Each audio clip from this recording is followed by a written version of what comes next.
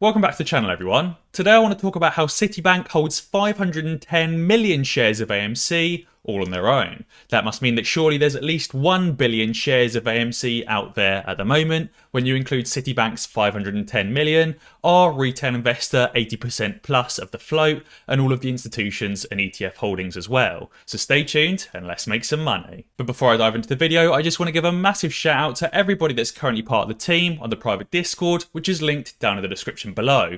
There they get urgent news, due diligence and updates on AMC before I even make a video, and other stocks and cryptocurrency as well, and they can ask me any question they like whenever they want. And just a quick one before I dive in with the key information. Also be sure to check out those links down in the description below to get those free shares with Moomoo and with Free Trade, and to pick yourself up some merch. And now I want to dive straight in with the key information. So, firstly, I want to give a massive shout out to Jimmy AMC for getting the ball rolling with the Brazilian depository receipts research. I reviewed his research and his calls with members at Citibank, and then I decided to do a bit of my own research and built on his work a bit as well. So Jimmy tweeted saying, I have 2 recorded phone calls from Citibank department heads that deal with DRs, or depository receipts, and custodial services confirms that by law, rules and regulations, that 3.08 billion A2MC34 BDRs at a 6-to-1 conversion ratio equals 510 million AMC shares being held by them right now. Will upload on YouTube soon. So you might remember that this dates back to the other week when we saw that there were 3 billion BDR shares of A2MC34 in Brazil. Now obviously there was a lot of malarkey going on with the exchange rates at the time, and it took us a little while, but we managed to figure out that 3 billion BDRs converts down to 510 million AMC shares because of the 6-to-1 conversion ratio. But what we didn't figure out at the time is that these 510 million shares are actually real and actually exist, and Citibank actually has to hold all of these shares and able to issue those BDR receipts in the first place. So I guess firstly let's talk about what a depository receipt actually is. So a depository receipt, or DR, is a negotiable certificate issued by a bank representing shares in a foreign company traded on a local stock exchange. So in this instance, it's the representation of AMC shares being traded on the Brazilian stock exchange. The depository receipt gives investors the opportunity to hold shares in the equity of foreign countries and gives them an alternative to trading on an international market. A depository receipt, which was originally a physical certificate, allows investors to hold shares in the equity of other countries. So I found this very important handbook put together by PwC, which is the largest firm of accountants in the entire world. The handbook is called How to Launch a Brazilian Depository Receipts BDR Program. So PwC say that a Brazilian depository receipt, or BDR, is a negotiable instrument that represents an ownership interest in the securities of a non-Brazilian publicly traded company, which must be backed by its own securities listed in its home or other markets. BDRs are receipts issued by a Brazilian depository institution representing securities issued by a foreign domiciled company which have been deposited with a foreign custodian bank or institution. The securities underlying the BDRs must be deposited with institutions that are in countries which have signed agreements with the Brazilian Securities Commission or have signed a memorandum of understanding with the International Organization of Securities Commissions. So basically there's 2 different types and classes of BDRs. You've got unsponsored BDRs and sponsored BDRs. You've also got level 1, level 2 and level 3 as well. So I'm going to start only by explaining the level 1 unsponsored BDRs. A, because there's only one level of unsponsored BDRs, level 2 and 3 are only for sponsored BDRs. And you'll see why, but unsponsored BDRs are the ones that we want. So an unsupported program can be launched without the support of the underlying company, and the securities are traded on the BM and FBOVESPA. The depository institutions that issue level 1 BDRs are responsible for disclosing information to the market. Although the program is registered with the CVM, the foreign issuers of shares represented by level 1 unsponsored BDRs are not required to register the company with the CVM, and proceeds cannot be raised in Brazil through an issuance of securities, and only qualified investors are permitted to trade unsponsored level 1 BDRs. So basically a level 1 unsponsored BDR can be done without the support of AMC, but because it's done without the support of AMC, there's no issuing of additional securities, and therefore proceeds cannot be raised in Brazil through an issuance of securities. And a really interesting point I want to pick out that I'm going to touch on later is that only qualified investors are permitted to trade these unsponsored BDRs. I'll give you the definition for qualified investors later, but basically it means that regular apes like you and I can't get our hands on these BDRs. So I guess firstly, let's go on a smidge of a tangent and have a look at why we're only looking at those unsponsored BDRs. Well, Jimmy AMC did the hard work for me and sent an email directly to John Merriweather, the Vice President of Investor Relations at AMC. John replied saying, "Hi Jimmy, thanks for your email.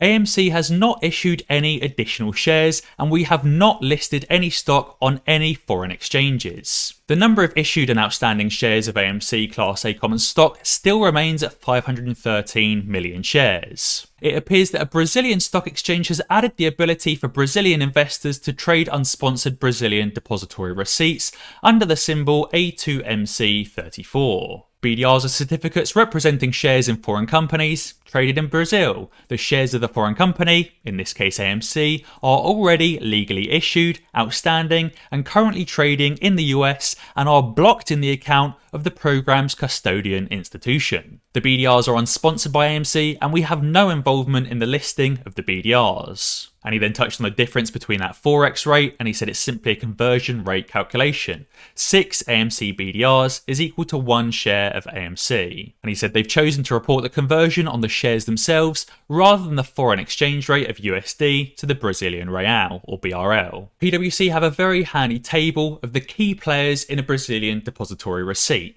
Firstly, you have the depository bank, the coordinator of the launch and maintenance of the BDR program. And as Jimmy touches on, Banco B3 in Brazil are effectively that depository bank. You then have the custodian bank who's responsible for custody of the equities underlying the BDRs. And as Jimmy touches on, that here is Citibank in this instance. There's then also an audit firm, the CVM, an investment bank, and the BM&F BOV ESPA. So obviously the BM&F BOV ESPA is the stock exchange, the CVM is the capital markets regulator, an audit firm is just any audit firm that audits companies, and the investment bank is the lead manager of the public offering of the BDRs. So the depository bank will issue in Brazil the corresponding certificates or receipts based on the securities held in custody abroad and is responsible for the filings with the CVM for the purpose of registering the BDR program. So you can see why it makes sense that that's Banco B3 currently in Brazil. And obviously the custodian bank holds the shares which back the BDRs in the home or other country where such shares are traded. Now the key part here is the legal definition or the legal requirements of a custodian bank. A custodian bank is typically responsible for settlement, safekeeping and reporting of their clients' marketable assets and cash. Regulation requires them to hold client assets in separate accounts, segregating them from their own and therefore limiting risk to investors. Therefore, on Citibank's 13F, they only have to report the AMC shares that they hold themselves for their own investment purpose. Because the BDRs are separate and they technically aren't held by Citibank for Citibank's investment, they're just acting as a custodian, holding those assets on behalf of other investors, being those investors in Brazil. Now, as Jimmy found out, Citibank currently have $23.7 trillion in assets under custody and administration and a global custody network spanning more than 100 markets worldwide. And Citi is one of the largest custodians in the world. And Jimmy also tweeted saying that 510 million shares that Citibank own is really just a tiny fraction of shares they hold in custody for depositories around the world. Obviously, Citibank controlled 23.7 trillion in securities in their vaults, but they aren't even the biggest. Bank of New York Mellon is, but many and if not all of the big banking institutions provide this service as well. Therefore, imagine Citibank having 510 million shares of AMC, Bank of New York Mellon potentially having some as well, and then you've got JP Morgan and all of the other banks that also offer this service as well, that could also be holding AMC shares or AMC BDRs or different countries' depository receipts. You can very quickly and very easily imagine just how there's billions and billions of synthetics out there in the market right at this very moment. Now, earlier I said that level 1 unsupported BDRs could only be bought by qualified investors. So who qualifies as a qualified investor? A qualified investor is a financial institution, an investment fund, a portfolio manager and securities consultant authorized by the CVM in relation to their own resources, employees of the sponsoring company or another company of the same group, closed private pension entities, and individuals or entities with investments over $1 million in Brazilian real. And therefore, basically, these BDRs can't be touched by us apes and us retail investors because we don't fall under the definition of a financial institution or an investment fund or a portfolio manager or an employee of the sponsoring company or a closed private pension entity. Now, maybe some of us meet this definition of individuals or entities with investments over $1 million in Brazilian real, but I also wonder if you actually have to physically hold investments in the Brazilian real currency in Brazilian stocks, in which case I imagine most of us probably wouldn't meet that either. And this is how Citibank and these hedgies are so sneaky that they've managed to sneak around once again and just basically buy up and hold 510 million shares so that they can trade them overseas and offshore where we can't get our hands on them. This could potentially be how they're continuing to drop the price of AMC, as they can legally trade these BDRs back and forth and ladder attack these BDRs, and it impacts on the AMC stock because obviously it is technical real shares that are being held by Citibank. Even though these shares are obviously synthetics because there's so many of them, they're getting away with it because it's technically legal BDRs. And obviously the regulators like the SEC and the CFTC and the DTCC haven't yet made that connection that us apes have just made, that even though apes own over 80% of the float, well, clearly Citibank also owns over 80% of the float themselves because they've created these BDRs and they're holding actual AMC stock in relation to these BDRs. Now, Jimmy also spent a lot of time speaking to two very important people at Citibank, trying to get them to confirm that Citibank do hold 510 million AMC shares themselves. Now, obviously, these two important people at Citibank do spend a long portion of time trying to skirt around his questions and not physically verify or confirm with words that Citibank is actually holding 510 million shares. But Jimmy thinks there's enough confirmation in there that he can go to the SEC and the FBI with the information. Now, if you haven't already, I'd also say it's worth giving a listen to these calls that Jimmy has uploaded to YouTube. I'll leave the links down in the description below to those calls, as well as leaving a link to Jimmy's Twitter and Jimmy's Twitter threads.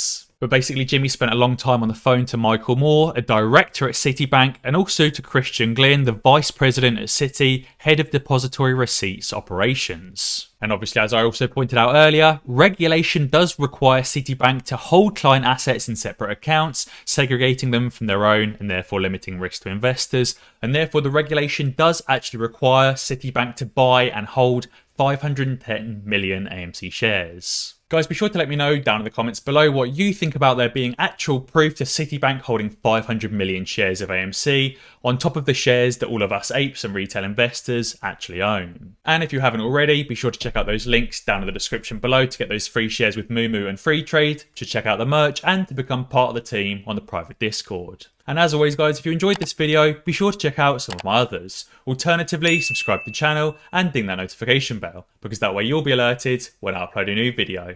Cheers.